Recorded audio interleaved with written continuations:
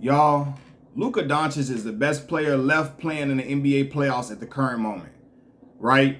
No disrespect to Jason Tatum, no disrespect to the great, all-time great Steph Curry, no disrespect to Jimmy Butler, you know, no disrespect to any of those special talents. And I know Steph has a better career than Luka. He's an all-time legend.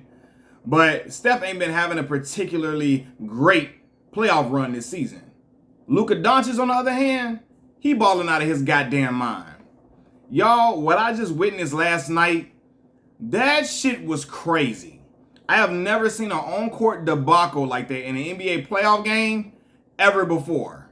I ain't never seen no shit like that. Luka Doncic had 27 points at the half, and so did the entire Phoenix Suns team. Luka Doncic had the same amount of points as the opposing team. That's crazy, right?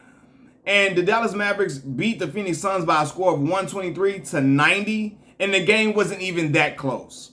They came back in some garbage time minutes to make the game a little bit closer and respectable. The game wasn't even that close, and it was a blowout. It was way worse than that.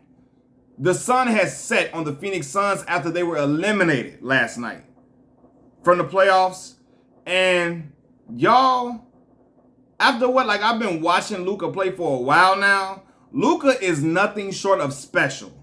If he is to beat the Golden State Warriors and go to the NBA Finals, and it's going to be a tall task going against his Warriors team, but I know they can be beaten from how well the Memphis Grizzlies played them without Ja Morant, right?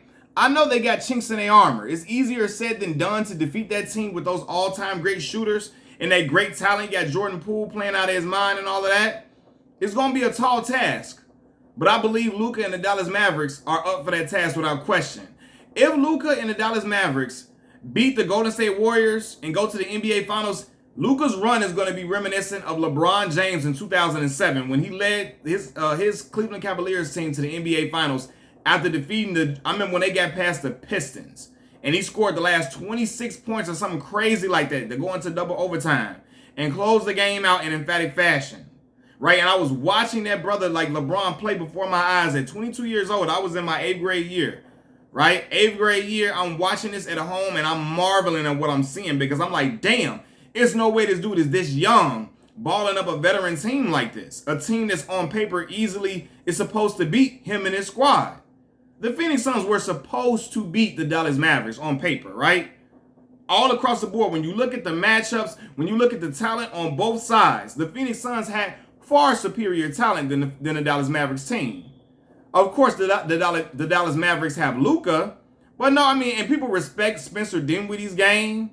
But nobody didn't think Spencer Dinwiddie and Jalen Brunson and Dorian Finney-Smith and Dwight Powell and Reggie Bullock and, those Maxi Kleber and all of them was going to beat the Phoenix Suns. Not DeAndre Ayton, not D-Book, who everybody is calling, who everybody feels like is Kobe Bryant 2.0. Not the point guard, Chris Paul. Not, what's the boy name in? Not Mikal Bridges. Not Cameron Johnson. They're like, nah, they ain't beating them dudes. And it happened, right? And you know what's crazy? Luka Doncic is averaging 39 points in elimination games. 39 points. That's spectacular. And even though the sample size is small for Luka, he's being dominant in ways you gotta respect it. You gotta respect it, man. I'm watching him up in here, like I said, sauteing, deep frying, boiling, broiling, slicing, dicing Phoenix's defense, and this shit is effortless. His confidence that he has, he got confidence like he been doing this. He's been playing pro since he was a small kid, but his confidence is like he been playing in the NBA for 10 years now, right? The swagger that he plays with, smiling at the crowd, looking at them smiling and laughing, because he know he balling on them boys, right? And I don't feel bad for the Phoenix Suns at all. The way I watched Devin Booker trash talking shit against a team that they were supposed to beat handedly. Devin Booker talking shit, talking crazy. I didn't respect that because I'm like, y'all supposed to ice them boys. Y'all supposed to smoke them boys. Devin talking crazy and all that. And, him and Chris Paul and keying it up and all that shit. Devin had 2 points at half. Fam, what? And I told y'all before, it may not look like it because Zach LaVine was hurt throughout the second half of this season, Zach LaVine is better than Devin Booker. He really is. You know what I'm saying? Devin had a great run last year, him in Phoenix and all of that with Chris Paul. But Zach is I feel like he's the better player of the two. Zach was hurt, but I feel like in a healthy season, Zach is going to give you better production than Devin, right? Because if Devin jumper is not falling, he don't know what else the fuck to do. He don't know. If the jumper ain't falling, he's just going to keep shooting. He ain't going to really try to go to the basket that much a lot of times, or he ain't going to be able to convert. He going to be looking like a fish out of water if that J ain't on fire. If that J ain't on fire, if the J not wet, he don't know what to do, right? I'm watching the game. They picking Chris Paul up 94 feet. Like locking him up, harassing him, making it super hard for him. Chris Paul ain't had a good game since game 2 of this series. Ain't had a good game since game 2. And the Phoenix, let me say this too, why I don't feel bad for the Phoenix Suns. The Phoenix Suns as a whole are nothing but front runners, right? When they got the lead, they laugh and they joking, they playing, you know, they smiling and all of that. Chris and them talking shit, looking in the crowd, looking mean, smirking, all type of crazy stuff, right? And in the moment a team fights back, they get hit in the mouth, they don't know how to respond. We saw it last year against Milwaukee. They went up 2-0. Everybody thought it was over with. All Chris Paul getting his ring finally, so on and so forth. Giannis said, hell no. I'm on that with y'all. Y'all talking crazy out here. Y'all think this is over with? I'm coming back to smoke y'all. And they won 4 games in a row against Phoenix. 4 games in a row. That's how I know they tend to collapse and they're front runners. They're not the team that everybody think they are. Now I know this year they improved as a team overall, but I still saw it in them before. I still saw holes where they can be beat, right? I didn't call Luka and them winning this series, but you know, I wouldn't be surprised if Luka could work some magic, but I didn't think they was gonna win like this now. I'm gonna be honest about that. I didn't think they was gonna win like this, man. But yeah, they front runners, man. Y'all heard what Luka said after game 5, right? Luka walking through the tunnel, he like, everybody talking tough when they up. And I'm like, shit, why Luka talking that shit now? He talking crazy. He talking like, listen, man, y'all all talking crazy when everybody act tough when they up. I said, I don't know, Luka ain't from Slovenia now. He from Chicago. He went to Brother Rice, went to Mount Carmel, played over there, blended in a little bit. But he was out here in the Chicago streets playing pickup ball. Because the way his bravado is, the way he ain't scared of nothing. Every time he on the court, he feels like he's the best player on the court, no matter who on that motherfucker. And I have to respect it. He don't care who out there, right? He knew his team was looked at as inferior. He knew everybody was counting his team out. He said, okay, cool. I'm going to let him talk shit, but watch this. And the world had to watch it. The Phoenix Suns fans had to watch that ass whooping. Had to watch them put feet, toes, toenails, fingers, elbows, all at wrist, forearms, all over the Phoenix Suns. They watched their team get mollywopped, right?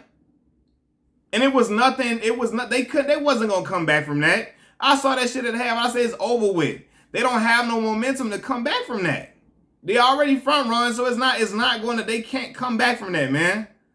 And it's to see this team do this, because again, Devin Booker talking shit against a team who was on paper not supposed to compete with them, who was on paper inferior to them. Devin Booker talking shit against them. I'm like, man, I don't respect that, bro. Y'all supposed to beat them, right? Y'all supposed to do this. So I don't look at that as like some huge feat, fam, if y'all winning against them, right? But yeah, man, it's Luka's special, man. You can't deny it. Now I'm anticipating this Golden State Warriors matchup. And I'm wondering if the Warriors have the length to even stop Luka from going to the cup, from shooting, to distract him from shooting these shots, not distract him, to alter his shots that he's shooting. Because I promise y'all, if they send Draymond Green at Luka, Luka is going to cook Draymond. He's going to have Draymond in the blender. And Draymond going to be in a world of trouble. What my brother saying, that's how that boy finna be in a heap of trouble, boy. A heap of trouble. Man, and again, too, man, people, oh, man, I wanted Chris Paul to get the ring, man. I feel bad, man. I'm going to tell y'all right now, I'm going to be honest on this channel. I say my honest opinion. I don't care what the world thinks. I don't give a damn about Chris Paul winning the ring. I really don't. Chris Paul be shiesty as hell. He always mocking players. mocking officials, putting his hand out for people to get, like when the opposing team, somebody from the opposing team falls on the ground, Chris stick his hand out like he finna help him get up and then turn around and walk away and shit and do all type of snark shit. He got a real snark, annoying, real cocky, real shit talking personality. And that's why Pat Bev pushed his ass like he was the 15th player on the roster and not a superstar. Because he know Chris Paul do and say a whole lot of shit that people don't know about. And then when he get attacked or when people approach him about something he said, he act like he ain't never do nothing wrong. He don't know why they coming at him like that. Brother, stop it. Right? So no, I'm not one of them individuals vying for Chris Paul to get a ring. I'm just not. If he win it, he win it. If not, so be it. God damn it. That's how I feel. Chris talk a lot of shit. He do a lot of crazy. He do a lot of bullshit in between them lines. And a lot of people that play ball know it. His teammates, former teammates in the Clippers organization have said it, right? About how, he can be a pest and annoying at times, right? He do some stuff. He do some stuff that you be like, all right, man, calm the fuck down. Kenyon Martin even said that before, right? And I'm paraphrasing, but he said something along those lines, right? But again, that's one of the worst. That's one of the worst on-court debacles I've ever seen in basketball, right? And you know what? During the state of this game, I'm watching them be down by 30 at the half. 30 at half. And I'm listening to them fans. Y'all, them fans, hold on, something on my finger. Yeah, them fans is in there booing them. I mean, they just in disbelief of what they watching. And what's crazy is those same fans that was booing them last night and sitting there in disbelief, they was the same fans yelling and screaming at Luka in games 1 and 2 and game 5. They was talking crazy to Luka then. But they was real quiet yesterday. Ain't no fun when the rabbit got that damn gun. It ain't. And Chris Paul, the point guard, and I believe Chris Paul is a tremendous, outstanding point guard. I always felt like he was a great point guard. I don't like the bullshit he be talking between them lines and shit is shicey shit he be doing, but he know how to play that point guard position to a T. He's one of the best point guards I've ever watched in my era of basketball, right? However, Chris Paul has now blown 5 2-0 leads. 5 of them, right? Chris ain't played well since game 2. He ain't played well since he turned 37, man. It's been downhill for Phoenix since then, right?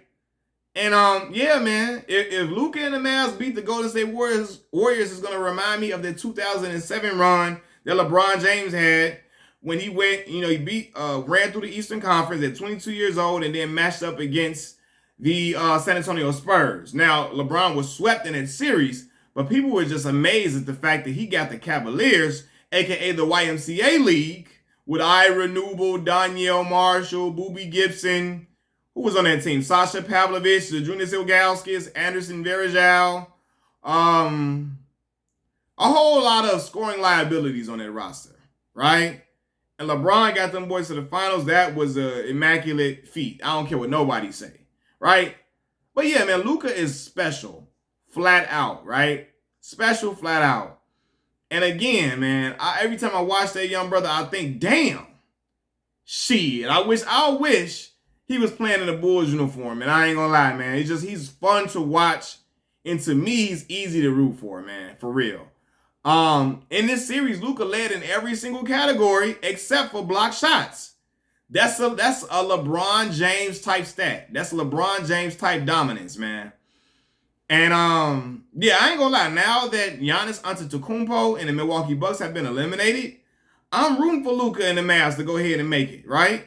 And it would be interesting to watch Luka Doncic versus Jason Tatum in the NBA Finals, right? Boston Celtics, Dallas Mavericks. That would be an interesting watch. And I believe people would be in tune for that, for these young boys to be going at each other's neck, going back and forth to try to see who's at the top and try to fight for that mantle or for the throne. That would be interesting to see, man. But yeah, man, Luka told them boys, man, it's easy to talk shit when you up and you comfortable. But the moment you get a little bit of uncomfort, the moment you get a little bit of adversity, how you going to respond then? How you going to respond when you get hit in the mouth? Mike Tyson once said, everybody got a game plan until they get hit in the mouth. Phoenix got hit in the mouth and they could not respond. They could not respond effectively, could not connect with any punches. They couldn't deliver any type of devastating blows. And all they were doing was getting beat up. getting pummeled. And they couldn't come back from it, man. Y'all let me know what y'all think about that game yesterday. Leave your comments in the comment section below. Like the video, subscribe to the channel. I appreciate y'all rocking with me. Let me know what y'all think about Luka. Let me know what y'all think about the Dallas Mavericks chances, who y'all rooting for in the playoffs, so on and so forth. I'm out. Peace.